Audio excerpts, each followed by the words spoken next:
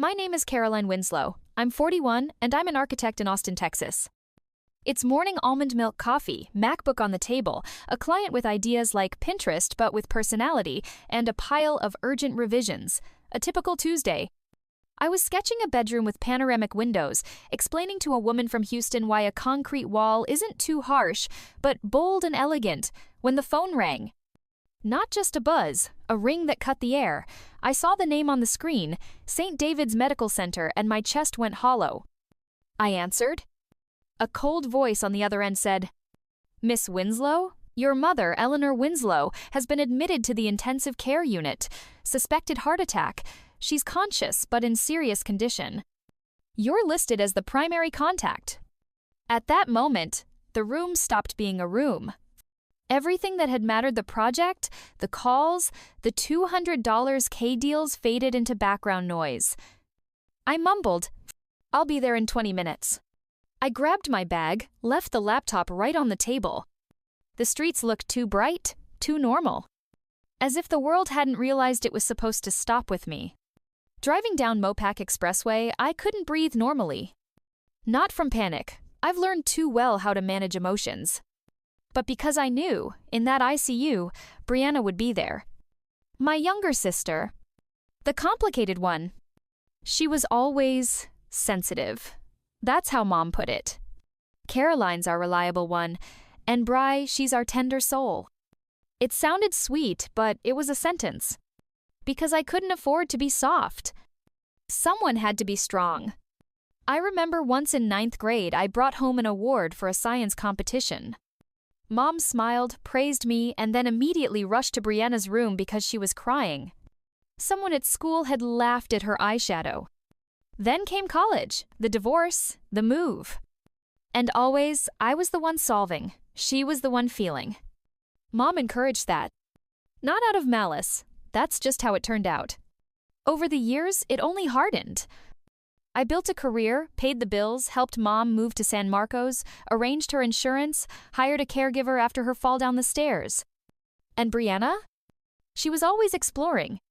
Worked as a barista, then taught yoga, then hosted a podcast on feminine vulnerability and energy flow. Now I think she's living in New Braunfels with a guy named Eddie who makes herbal candles. But despite all that, I knew she'd be at Mom's side. And she'd be resentful. That I got there first. That Mom once again cast me as the responsible one. That I wasn't like her. I parked outside the ER. The sun hit the windshield, and I froze for a moment. Mom's in the ICU. And you, Caroline, what you're really afraid of? Is that Brianna will say, "Of course you decided everything for us again." Yes, I'm a grown woman with a mortgage and a business. But around my sister, I turn into the girl who's always apologizing for being too practical. I got out of the car. Took a deep breath. Ahead, hospital corridors, cold walls, antiseptic air. I walked fast. I knew I had to be strong. But inside, everything had already started to crack. When I walked into the emergency department at St. David's, I didn't even have time to feel anything. The woman at the front desk in light blue scrubs looked at me like she already knew I was that type, the one who takes charge of everything.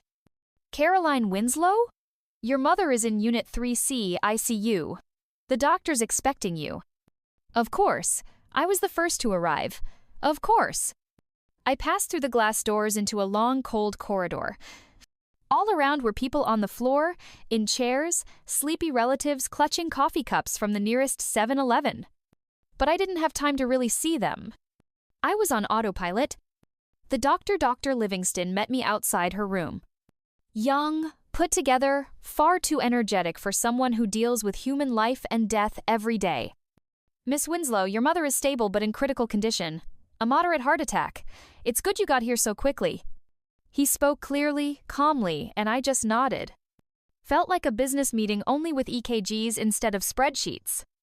"We're hoping to move her from ICU to recovery next week, and," he hesitated slightly, "we've recently started a new program focused on patient environments. Recovery improves when the room's color evokes a sense of safety or warmth." "Are you serious?" I raised an eyebrow. "Very. It's based on a study from Harvard Medical. We offer a palette for the family to choose from. He handed me a tablet with swatches: pale blue, mint, soft gray, warm sand. I didn't even think. Sand? It's calm, like the beach in Malibu after rain. The doctor smiled. Good choice. I'll pass that along to the designer. And that was it. One decision. 1 minute. But that one choice would become the spark for a meltdown. I walked back into the hallway, sat on a plastic chair, and pulled out my phone. I was going to text Brianna, but she had already messaged. Just heard, I'm on my way. Please tell me you didn't already start deciding everything. I actually smiled. Of course I did, sis. I picked the wall color that'll probably make you want to check into ICU yourself. But I didn't send it. I just sat there, breathing in the sterile scent of the hospital, thinking about Mom, about her hands, always smelling faintly of ivory soap when she tucked us in, about the tin of Parisian tea she kept, and how she'd say sand-colored things were like a cozy blanket when you're sick. I hadn't just picked a color. I'd picked her color. But Brianna won't understand that. I was sitting in the corner of the hallway with that free hospital coffee, which, ironically, tasted exactly like yesterday's rain. I stared at the floor, listened to the IV dripping behind the glass in Mom's room. And then, the doors slid open. I felt her before I saw her. Brianna. Are you serious? You're already here. Her voice was a mix of tears, accusation, and the kind of drama Brianna breathed like oxygen. She stormed into the hallway gray sweatshirt that read, "Good vibes only." Irony of the day. Messy hair tied back in a rush, and eyes full of blame. Why didn't you call me, Caroline? I heard from Jesse's Facebook. Mom's in the ICU and you couldn't even bother to pick up the phone? I looked up at her, calm. I was here, handling things. You know, like I always handle things. She slammed her bag down on the admissions counter. Exactly, just like always. The second something happens, you turn into a general, barking orders and leaving no room for anyone else. I glanced at the nurse behind the desk. She suddenly found something very urgent in her computer. The other nurse quietly slid her chair an inch to the side. Bri, I said more quietly. Mom's stable. I chose her room, spoke to the doctor, it's handled. She stepped closer, like she might blow the whole thing up right there between the vending machine and the Medicare brochures. You chose? On your own? Of course you did. Did it even occur to you to ask someone else? What if I wanted a different color? I blinked. Once, twice. There it was. All I'd done was choose a soft, sand-colored wall shade. And she was reacting like I'd sold our childhood home for crypto and forgot to mention it. We're talking about the paint, Bri. This is about the paint. No, we're talking about the fact that you always decide what's best and then wonder why we don't connect. You run everything like other people's feelings are just clutter you have to organize. I inhaled, slow and deep. I knew this moment. I knew these words. This wasn't about the room. Or the color. This was about 20 years of unsaid. One of the nurses, Julia, according to her badge, stepped forward gently. Maybe you both want to sit down? We can. No, Brianna cut in. Let everyone hear. Let them all hear how Caroline always knows what's best, even when it's about our mother's life. I stood. Slowly. No yelling, no defending. I chose something Mom loved. You'd know that if you ever talked to her about anything besides your podcasts and your boyfriends. Silence. Julia's brows lifted ever so slightly. The other nurse suddenly became fascinated by the thermostat. Brianna froze. You don't get to. I do, because I'm here, because I've always been here. Her eyes flinched. Not with rage, with pain. And beneath it, fear. Fear of not being needed. Fear of being invisible. And in that second, I realized something. She wasn't mad about the color of the walls. She was mad because she thought there was no room for her in the decision. That I had erased her even from the one place she felt she was meant to matter. And maybe, just maybe, she wasn't entirely wrong. I thought we were past it. That after everything had been yelled out, Brianna might cool down a little. That at least in the room where our mother lay, there would be some peace. Or, at worst, polite silence. But then a nurse mentioned out loud, "Room 4A will be ready in a couple of hours. We'll repaint it in sand beige as requested, Miss Carpenter." It was like someone drove a glass nail into the air between us. Beige? Brianna spun toward me like I'd just suggested cremating Mom in my own oven. "You picked beige?" I didn't answer right away. It was a standard admin question, what color? Neutral, warm, light, non-invasive. Sand beige. The paint I used in every hospice center and post-op room project, a shade meant to calm, not to provoke a meltdown. Usually, Mom hated beige, Caroline. She always loved mint. She had mint towels, mint sheets. She even got a mint manicure in 2012. Did you forget that? I exhaled slowly. The hallway froze, again. The nurse with the purple hair clip paused with her tray near the vending machines. An elderly man in a wheelchair turned slightly to look. "Bree, it's just paint." "No, it's a symbol. You're forcing your taste on her just like you've spent your whole life forcing your rational choices, your I know best attitude, your damn obsession with control." She was almost shouting now, and I saw it in the nurse's eyes. If this went on, someone was going to call security. Not because it was dangerous, but because it was uncomfortable, too loud, too real. I took a step closer to Brianna. Quietly. "This isn't about the walls." She froze. "What?" "It's us again." The words came on their own. Honest, unpolished. "It's about me being the responsible one and you being the sensitive one. About how Mom asked me about taxes but called you when she had a bad dream. About me saying, 'It's time to see a doctor,' and you saying, 'Try essential oils.' And yes, you were right about the mint. I just forgot." She looked at me like I was suddenly speaking a language she understood but hadn't heard from me in 15 years. In a small voice, she asked, "You really forgot?" I did. And in that admission, there was no triumph. No pain. Just exhaustion. We both looked toward the closed ICU door. Mom was behind it, half alive, half present. And still the central figure in why we never learned to talk to each other unless there was a third person in the room. The nurse with the hair clip finally walked past, pretending everything was fine. And I stood there beside my sister, thinking, it's not the walls between us. We are our own walls. Brianna and I were sitting in the cafeteria of St. Mary's Hospital in Hartford. I ordered a black coffee, no sugar. She got a vanilla latte with whipped cream and a cookie on the side. Classic. Even here, we were polar opposites. "You know," she said, not looking at me, "I think you just don't know how to love without controlling." Then she reached into her bag and pulled out a piece of paper. Old, creased, lined, torn from some notebook. "What's that?" I asked. "A list." "A list of what?" Everything you've done wrong." I nearly choked on my coffee. "You've been keeping score?" She shot me a look filled with just as much vulnerability as defiance. "Since 1992, Caroline." First item, you took my role as Belle in the school play. I wanted to be Belle, but you switched the costumes and went out instead of me. Bree, I was 3 years older. I played adult Belle, you were little Belle. 2 different scenes. You still stole my moment. I swallowed. I wanted to laugh and cry, both. Second item, you didn't arrive on time to my wedding. Everyone was seated, the groom was nervous, Mom was panicking. And you showed up like some character in a movie dramatic entrance, designer dress, and suddenly everyone was talking about you. Brianna, my flight was delayed. You knew that I was coming from San Francisco, through Denver. There was a storm. Doesn't matter, people remembered the entrance, not my vows.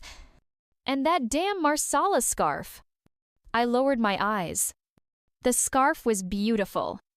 Back then, it never occurred to me that someone might see it as a threat. I thought I was just showing up. Third item, you always looked at my cat with judgment. Lulu? Yes, she felt it, Caroline. You never petted her, just poked her with one finger like she was going to ruin your manicure. I couldn't help it. I giggled, then fully laughed. Brianna looked hurt. Lips pursed. You're laughing. Of course you are. This is funny to you, but for me, this is my pain list. I exhaled, softer now. Bree, you've held all this inside? Yes, because you never gave me space to say any of it. You always came with solutions, binders, logic, and I just wanted you to be my sister. I wanted us to freak out together, not you running the damn evacuation plan. Something inside me clenched. It was absurd, and completely, painfully clear. My little sister, a grown woman now, latte in one hand and notebook paper in the other, suddenly looked 10 again. Like the time I told her, Mom said I got to pick the movie. I took the list, folded it gently, placed it next to her cup. You have every right to be hurt, and maybe I really did do it all my way, but, sometimes I just didn't know how else to be. I grew up in that house too, Bri. I just had a different label, not sensitive, but reliable. And believe me, that's a curse too. We sat in silence. Only the cappuccino machine hissed in the corner. And for the first time I felt we weren't exhausted with each other. We were exhausted by the roles we'd been handed and never allowed to outgrow. The hospital room was quieter than a library after midnight. The machines beeped steadily, like a metronome. The air smelled of sterility, antiseptic, and something fragile and intangible as if life itself was tethered to an outlet by a thread. I sat beside Mom. Her hand rested in mine light as a feather. Her skin was dry, almost transparent. Blue veins showed through, like thin rivers beneath glass. Brianna stood by the window. She wasn't looking at us only outside, at the parking lot. Somewhere between the cars, children ran, a man argued on the phone. A nurse smoked, shielding herself from the security camera. But in here, time had stopped. Mom blinked, slowly, like a sleepy cat. I leaned closer. Mom, can you hear me? A pause. Then a nod, barely perceptible, but it was there. Brianna turned at the sound, but didn't step closer. Mom, it's okay. You're in the hospital. You had a heart attack. We're here. Brianna and I. It's going to be all right. I could feel my heart pounding in my throat. I wanted her to say something, anything, so that everything could feel like before again. Mom turned her head, very slowly. She looked at me, then at Brianna. Thank you for being here. That was all.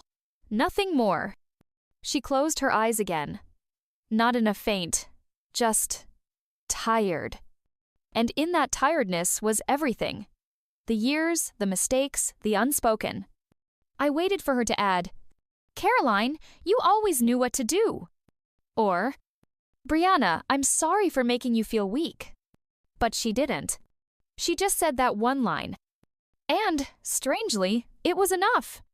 Brianna stepped closer, still pressing her lips together.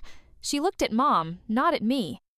I let go of Mom's hand, stood up, took a step back, gave my sister space. We didn't look at each other. But we didn't look away either. I stood near the wall, beside the EKG monitor. Watched the green line pulse across the black screen. Life reduced to a blinking wave. And I thought maybe our emotions were the same way. Up, down, silence, spike. I realized I didn't need Mom to approve of my choices.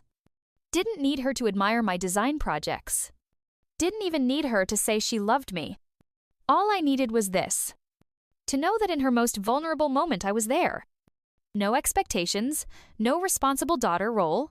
Just, as a daughter. A scene from childhood floated up. I was 7. Mom had the flu. I made her a peanut butter sandwich and poured orange juice into a Mickey Mouse cup. She didn't say a word, just smiled. Then and now I understood. Real love doesn't always speak loudly. Sometimes it's in the silence, in simply being there. I looked at Brianna. She held Mom's hand. And for once, she wasn't crying or blaming or defending herself. She was just holding. And I felt maybe our list of grievances had finally ended. And something else was beginning. Sometimes pain doesn't arrive in the moment of the fight. Sometimes it returns in the quietest hour when the hallway is empty, the coffee machine hums in the background, and you're sitting on a plastic chair by the wall, staring into nothing. I don't remember how I got there. I had just stepped out of the room, sat down, and froze. And then, out of nowhere, an old memory surfaced. Brianna and I were 5 and 7. It was summer in Tulsa, Oklahoma. Our parents were always working, and to keep us entertained, Mom gave us a bunch of pillows and blankets and said, "Build yourselves a castle, just don't fight." Of course we fought. I built a wall out of pillows perfectly symmetrical, even designed an entrance with a curtain made from Mom's scarves. It was my first architectural project, and I was thrilled. Brianna sat in the corner with a box of markers. She said she wanted to draw magic flowers on the walls. I told her, "Number, we're building a real house. In a real house, no one draws on the walls." She cried. I didn't. I just took the markers away. Mom said, "Caroline, thank you for keeping things in order." And in that moment, at 7 years old, I felt grown up for the first time. And Brianna probably felt that her imagination wasn't welcome, that she'd be better off stepping aside.